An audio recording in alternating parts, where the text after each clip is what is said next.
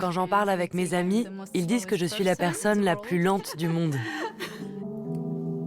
Faut-il aller vite, de plus en plus vite, en cette époque de grande vitesse? Tout ton système est au bout du rouleau. Il faut tout débrancher, tout de suite. La lenteur ne peut être qu'un recours temporaire dans l'urgence. Ou alors elle pourrait être un projet de vie globale? Justement, on se dit que dans la précipitation, on loupe des choses, etc. Ça ne peut pas être mal de ralentir. Comment ça marche? Vivre décéléré tout en restant en phase, en ayant du succès par exemple? C'est l'une des plus grandes leçons que j'ai apprises sur la lenteur. Je ne peux pas aller plus vite, c'est fini quand c'est fini. Lorsqu'on me demande aujourd'hui quand est-ce que tu vas réaccélérer, je réponds que je le ferai quand j'aurai ralenti, mais seulement là. Pas n'importe quand.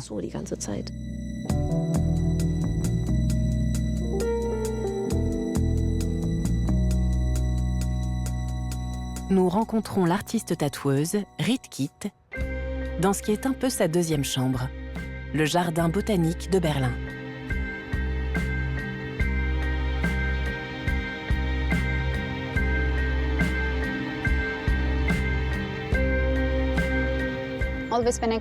Quand je vais au jardin botanique, je ne touche pas à mon téléphone.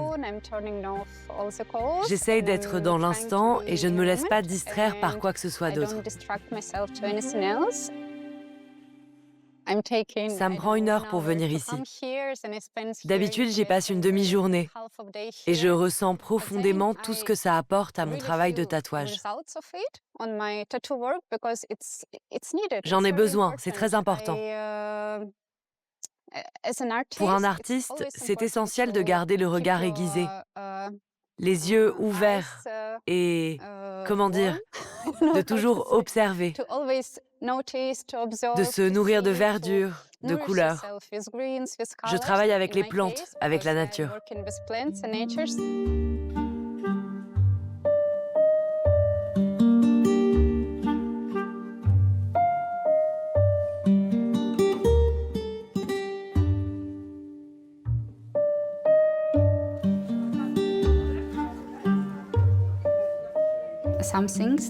Il y a des choses qui prennent du temps et que je ne peux pas forcer.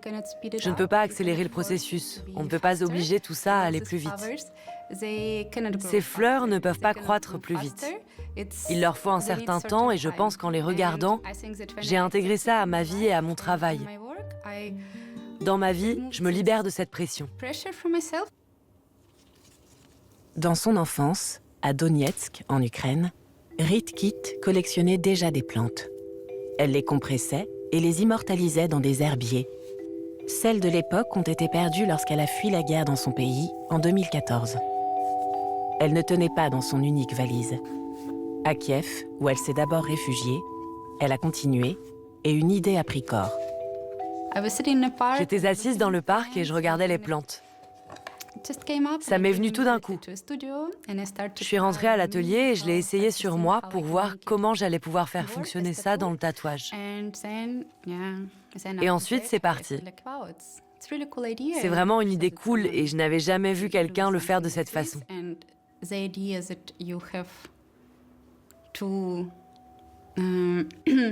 L'idée, c'est d'obtenir des créations naturelles en utilisant le corps humain et les végétaux. On combine les deux et on devient simplement un médium pour ça.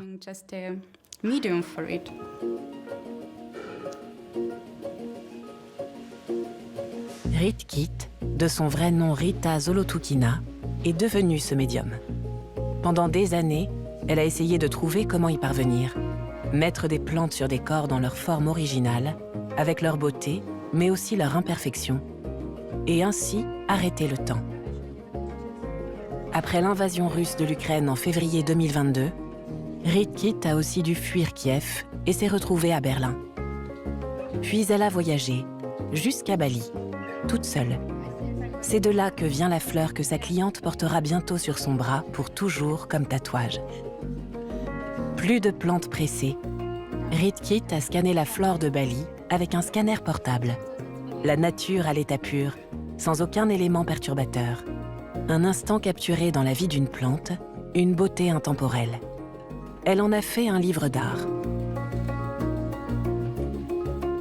Le livre est, je crois, l'une des plus grandes leçons que j'ai apprises en ce qui concerne la lenteur et la concentration. Je n'aurais jamais imaginé réaliser un projet qui dure 6 ou 7 ans. Cela m'a conduite à la même idée que mes séances de tatouage. Pour moi, nous perdons le sens de la vie quand nous nous pressons. Nous ne profitons pas du moment. Nous n'apprécions pas assez ce qui arrive dans l'instant parce que nous sommes toujours à nous précipiter ailleurs. Et l'endroit où on est n'existe pas. Alors que quand nous ne sommes pas pressés, je pense que nous pouvons vraiment profiter du moment, sentir et voir. À notre époque, nous sommes submergés par toutes sortes de choses, par la diversité de ce qui nous environne. Tout nous tombe dessus. Je pense au contraire qu'il faut prêter plus d'attention aux détails, sinon on passe forcément à côté.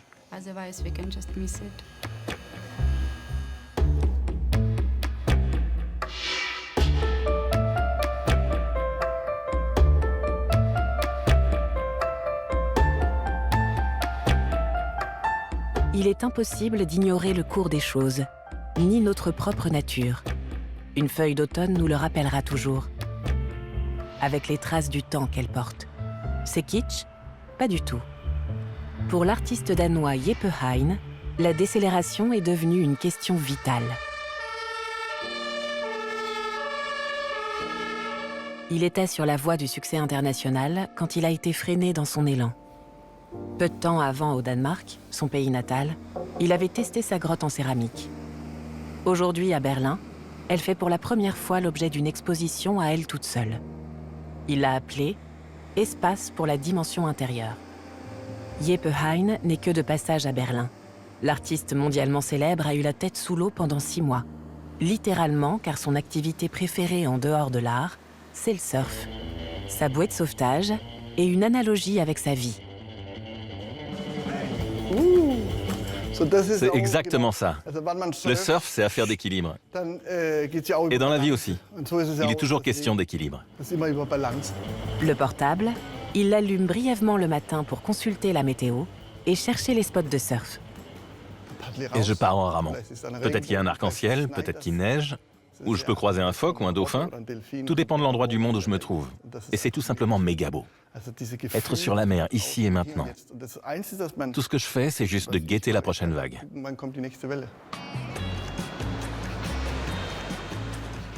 Donc je ne pense à rien, je suis ici, maintenant, et pour moi, c'est le lieu du repos.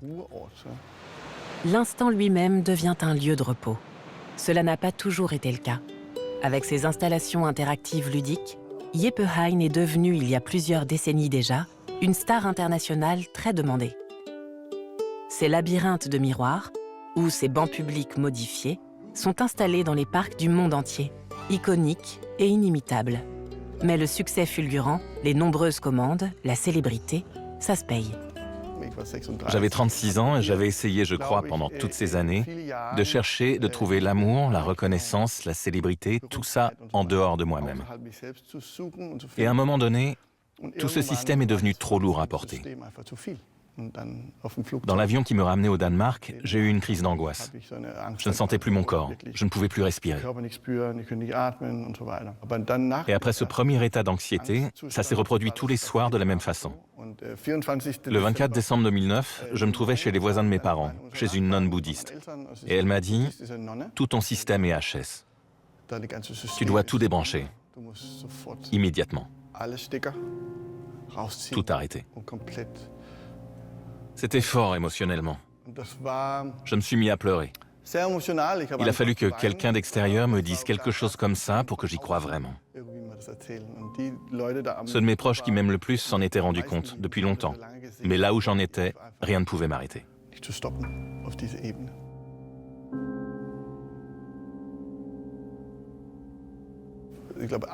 Je crois que j'ai emballé et interrompu les 48 projets sur lesquels nous étions en train de travailler. Et j'ai simplement dit, maintenant, je fais une pause. Ensuite, j'ai fait ces petites respirations et j'ai constaté que lorsque je traçais ces petits traits, que je faisais un trait en expirant, mon corps se détendait lentement. Les premiers mois, 6 mois environ, je n'étais presque plus capable de m'occuper de ma femme et de mes enfants.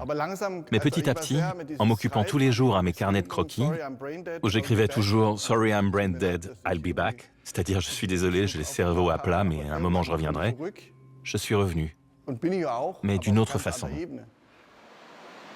C'est la nature elle-même qui devient l'objet essentiel de son observation. L'art pour lui est moins une expression intellectuelle qu'un moyen pratique d'auto-guérison. Il tient ce journal rempli de petites lettres, de croquis, de dessins, et la mer devant sa porte lui redonne du souffle. Lorsque la vague arrive, elle monte tellement haut, c'est comme une inspiration, profonde, juste avant de se briser. On retient son souffle et ensuite, c'est comme une expiration. La respiration s'est imposée comme le thème de son art. En 2019, Jeppe Heijn a fondé le projet artistique Breathe with me, Respire avec moi, dans lequel il invite le public à dessiner son souffle en traits bleus sur la toile. Je n'essaie pas non plus de faire la morale, c'est très important. J'essaie d'inspirer les gens, et je crois que c'est mon but dans la vie. Inspirer pour ressentir davantage votre cœur. Après son burn-out, Jeppe Heijn a radicalement renoncé à sa vie trépidante. Un simple voyage en train ou une promenade sont pour lui autant d'occasions de méditer, de réfléchir. L'art peut être un outil qui permet au spectateur de mieux se sentir lui-même. Il l'invite à s'exprimer avec le pinceau. Un des motifs les plus importants est le visage. J'ai fabriqué une boîte pour des projets scolaires, et aussi pour des adultes en fait. Je leur dis simplement, sentez dans vos tripes comment vous vous percevez en ce moment et exprimez-le dans un visage. Ensuite, on attaque la deuxième partie. Là, on commence à respirer.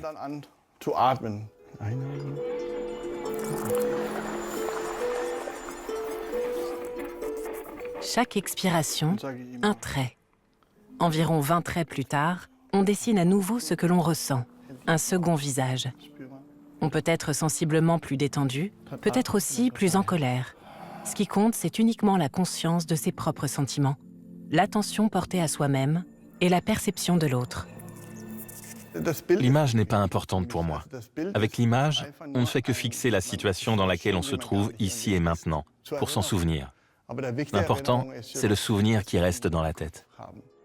Bien sûr, Jeppe Heijn continue à travailler avec son atelier sur ses grandes œuvres, sur ses tableaux d'eau, ses miroirs et ses bancs. Mais la conscience de soi reste primordiale. L'essentiel, c'est de montrer que notre respiration est l'outil le plus puissant que nous avons dans la vie.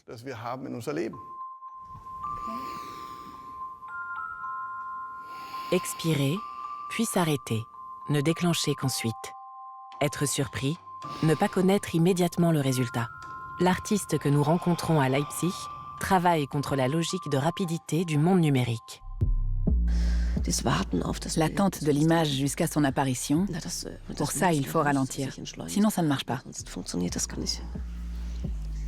Je la vois à l'envers, inversée dans le sens vertical et aussi horizontal, les deux. Là, c'est de mieux en mieux, comme ça.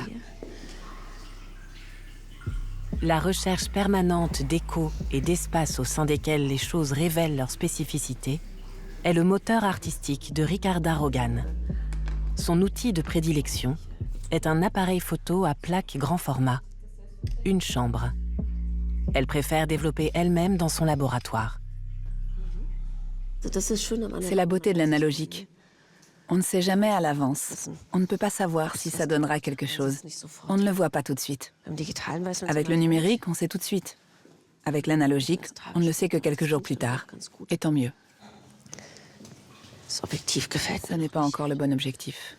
Je vais en prendre un autre.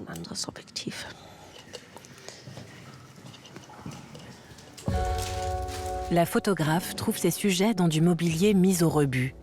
Des voitures démolies qui ressemblent à des trouvailles sous-marines. Elle crée un échange intemporel entre passé et présent. Sa série actuelle, Boden, Mine, la conduit sous terre. Je trouve ça incroyable. Je reviens toujours à cette carte de la Saxe. Ce qu'on ne voit pas du tout au premier coup d'œil, ce sont ces taches brunes, toutes ces taches brunes. Si je lis bien la carte, ce sont des cavités souterraines. Et puis je me dis que je veux trouver une image pour ça. Quand ça marche, ça peut être un peu inquiétant ou étrange. Ça nous trouble. Et c'est là que l'art intervient, en créant des images qui, à long terme, incluent cette ambiguïté.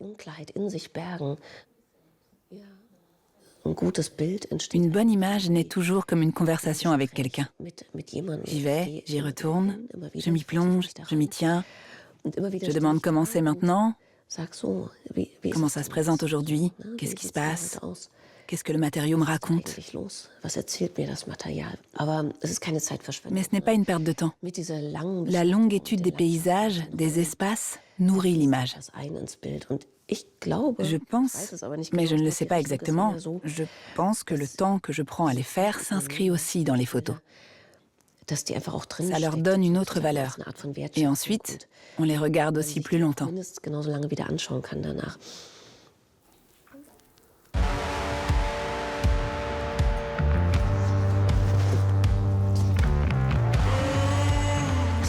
C'est incroyablement net ici.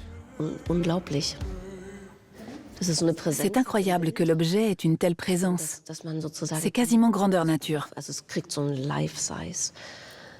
Il n'y a plus ni grain ni pixels, tellement la résolution est fine.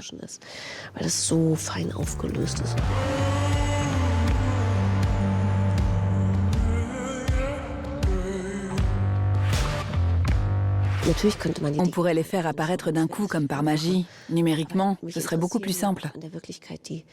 Mais ce qui m'intéresse dans la réalité, ce sont les défauts. Le fait que ce hangar soit tel qu'il est, que la lumière ne pénètre que par un trou dans le toit.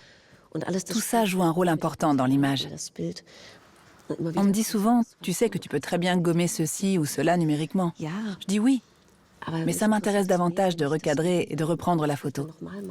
Je ne veux pas l'effacer numériquement. Ce n'est pas parce que c'est plus facile qu'il faut le faire. Elle ne réalise donc jamais plus d'une série par an. Elle transmet à ses étudiants de l'Académie d'État des Arts et du Design de Stuttgart son regard sur l'essentiel. Réduire le contenu des images, donner du temps aux choses et à soi-même. En janvier, c'est la décélération. C'est la jachère, on ne fait rien. Et que se passe-t-il si nous faisons la même chose? Si nous travaillons à un rythme différent selon les saisons? La décélération signifie aussi qu'à un moment donné, on voudra revenir à la vitesse. Les deux sont liés. Lorsqu'on me demande aujourd'hui quand est-ce que tu vas réaccélérer, je réponds que je le ferai quand j'aurai ralenti, mais seulement là, pas n'importe quand.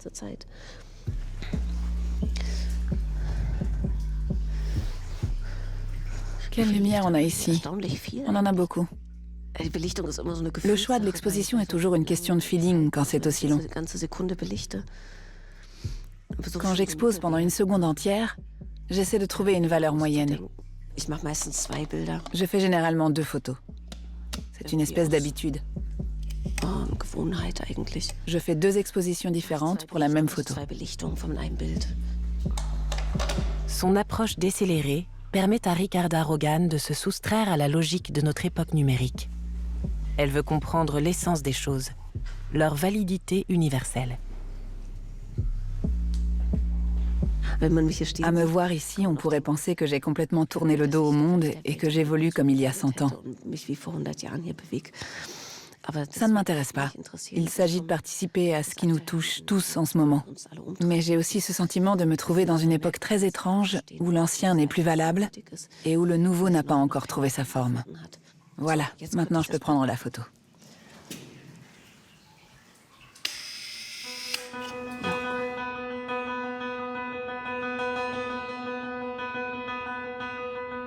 On retourne voir Ritkit. 3 heures se sont écoulées. Elle a choisi le motif du nouveau tatouage, son emplacement, et en a discuté avec sa cliente.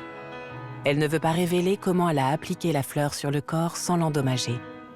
Elle a passé des années à expérimenter cette technique personnelle, que personne d'autre ne pratique.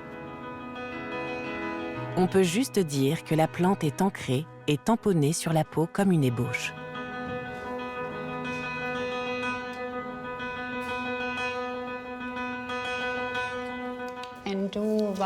C'est ma magie.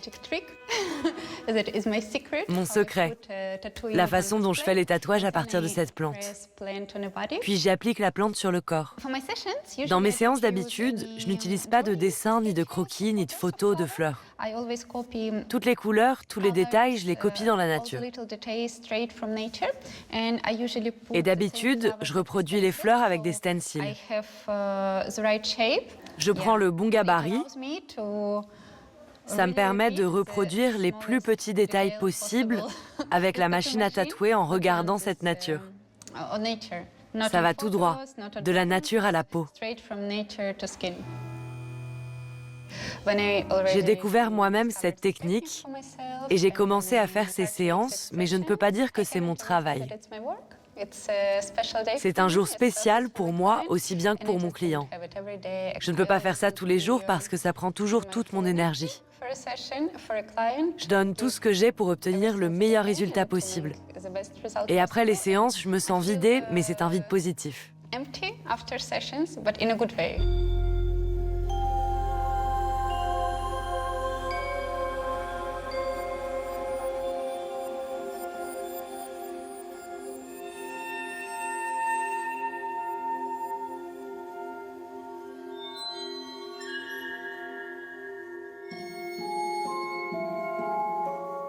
Sa séance la plus longue à ce jour, Ritkit l'a faite avec une jeune femme qui voulait dédier tout son corps à la beauté des bleuets. Mon idée essentielle en faisant le livre, avec les scans des tatouages, c'est de remarquer quelque chose pour ensuite vous le montrer et vous amener à vous concentrer dessus. Regardez comme c'est beau. Mais je ne vais pas raconter une histoire ou décrire la beauté de cette rose, ce parfum, son arôme magnifique. Non, il faut que vous fassiez votre propre expérience. Vous devez établir votre propre connexion avec cet objet, avec cette image, avec ce qui se présente. Vous ne l'auriez pas remarqué, mais moi je le remarque et je veux juste vous montrer comme c'est beau.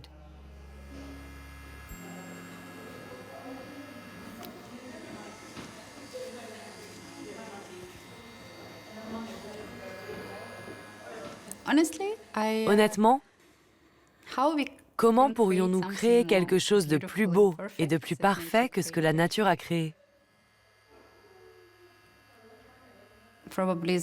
Là, une séance de tatouage dure au minimum 3 ou 4 heures. Souvent 6 heures ou 8. Et toujours avec cette pression d'aller vite. Parce que les gens souffrent, ça fait mal. Puis je me suis rendu compte que non, je ne pouvais pas aller plus vite. C'est fini quand c'est fini.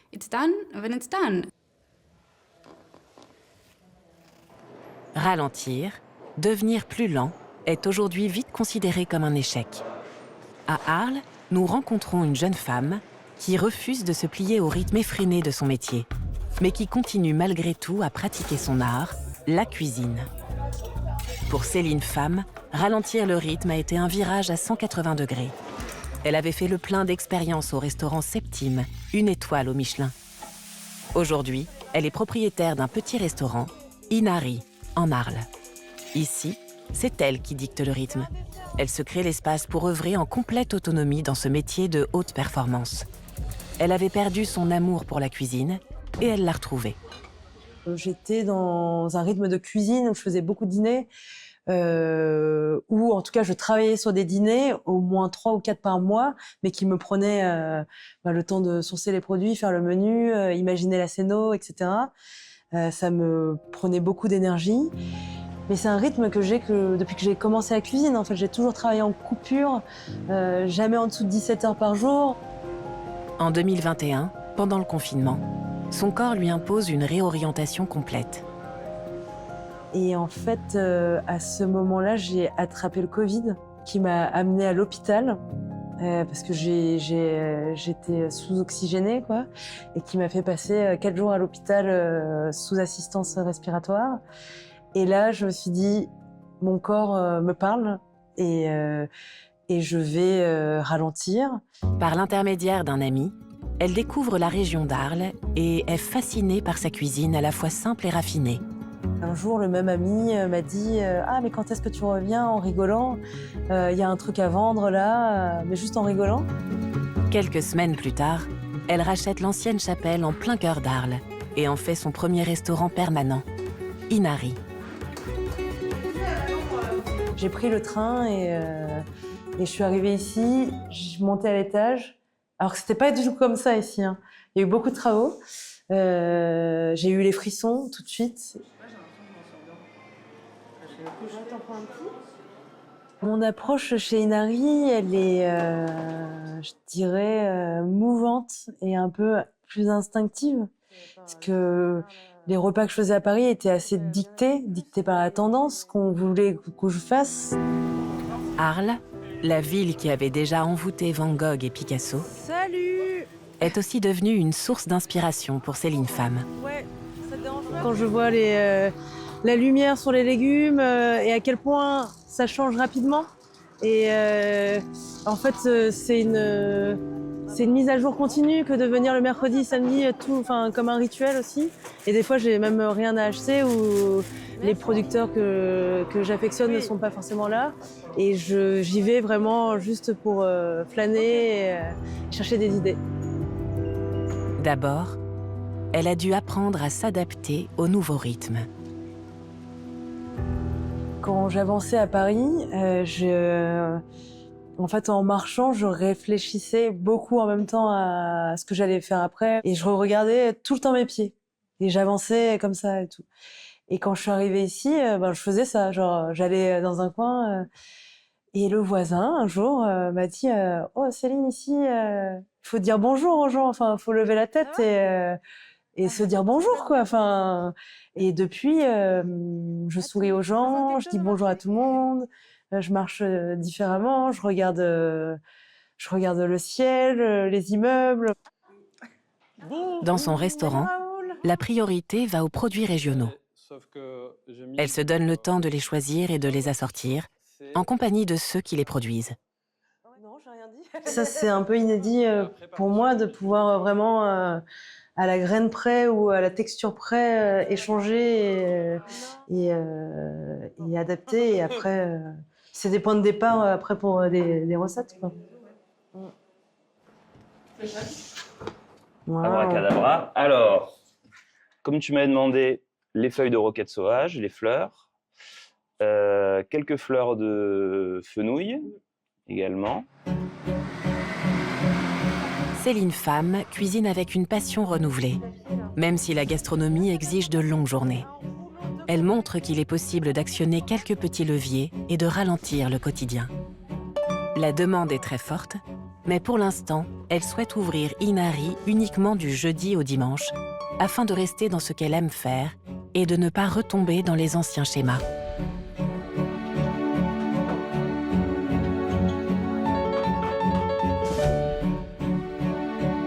Ce qui me fascine, c'est de réussir un peu à avoir des émotions et des souvenirs qui ressurgissent, des moments, que ça puisse transporter, qu'une recette ou même un ingrédient seul puisse à peine toucher, puisse vous amener quelque part, que ce soit aussi un langage, une façon de parler, de dire des choses. Se faire à manger à quelqu'un, c'est un geste, je pense, très fort.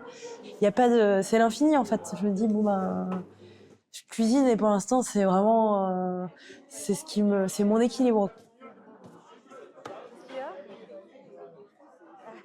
J'espère garder cette flamme longtemps. Take it slow. Don't get in your way. Keep it moving. At the pace of every weather, look within. And don't forget you are surrounded by the wind. As it rushes in your lungs, oh honey.